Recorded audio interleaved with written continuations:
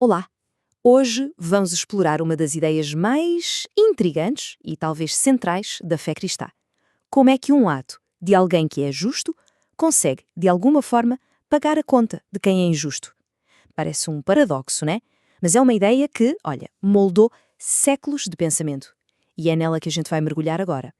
Então, vamos direto ao ponto, ao grande enigma. Pensa bem, a teologia cristã parte do princípio que Deus é, perfeitamente justo, certo? Mas se isso é verdade, como é que ele pode simplesmente aceitar pessoas que, por definição, não são justas? Parece que uma coisa não fecha com a outra, né? É um verdadeiro quebra-cabeça teológico que precisa de uma resposta. E a resposta para esse dilema todo, curiosamente, não está numa lista enorme de regras ou em rituais complicados. Não.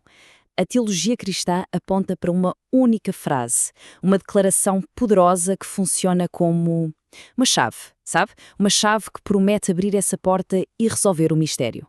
E aqui está ela. Vem lá de 1 Pedro, capítulo 3, versículo 18.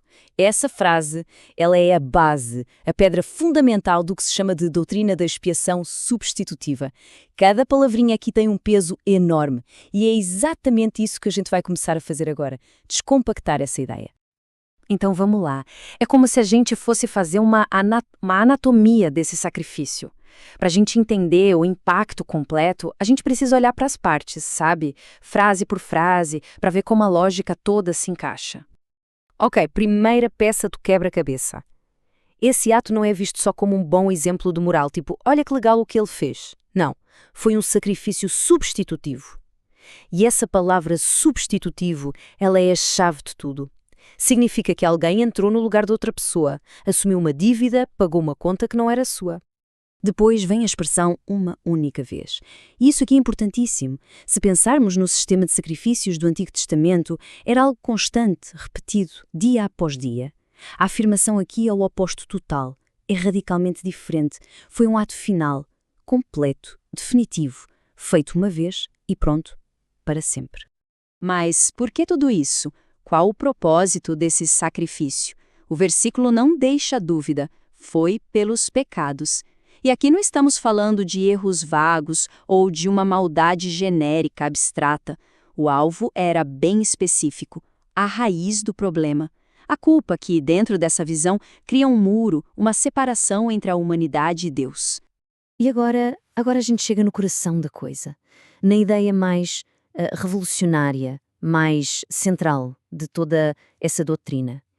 É aqui que aquele conceito de substituição se torna cristalino.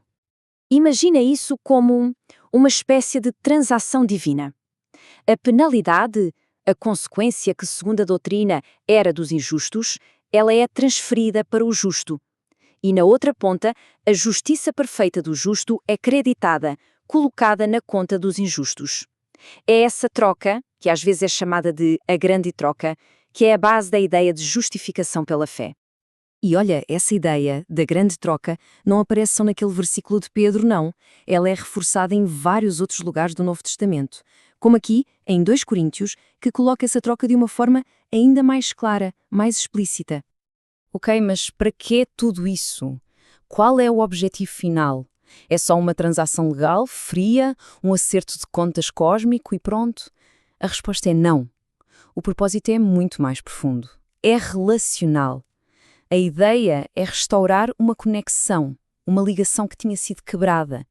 E isso nos leva para o finalzinho do versículo. Existe um processo aqui em 2 etapas. Primeiro, a morte na carne, o sacrifício, mas logo em seguida vem a vivificação no espírito, que nada mais é do que uma referência à ressurreição. A mensagem é muito clara. A morte não deu a última palavra. Pelo contrário, o mesmo poder que venceu a morte é o que agora possibilita essa nova conexão com Deus. Então tá, se a gente aceita essa estrutura toda, quais são as implicações? Quais são as consequências? Como é que esse único conceito acaba moldando uma teologia inteira? Bem, essa ideia de um sacrifício único, completo, substitutivo, ela leva direto a 3 princípios que são a base da reforma protestante, os famosos 3 solas. Vamos pensar juntos. Se o sacrifício foi completo, então a salvação só pode ser um presente, certo? Isso é sola gratia, só pela graça. Se foi o justo que pagou a conta dos injustos, então ele é o único caminho. Isso é solos Christus, só por meio de Cristo. E se há um presente, não dá para conquistar, só dá para receber. E como se recebe? Pela fé. Sola fide. A consequência lógica disso tudo é que a salvação deixa de ser vista como algo que se conquista com esforço, como uma meta a ser alcançada. Em vez disso, ela é apresentada como um presente que se recebe.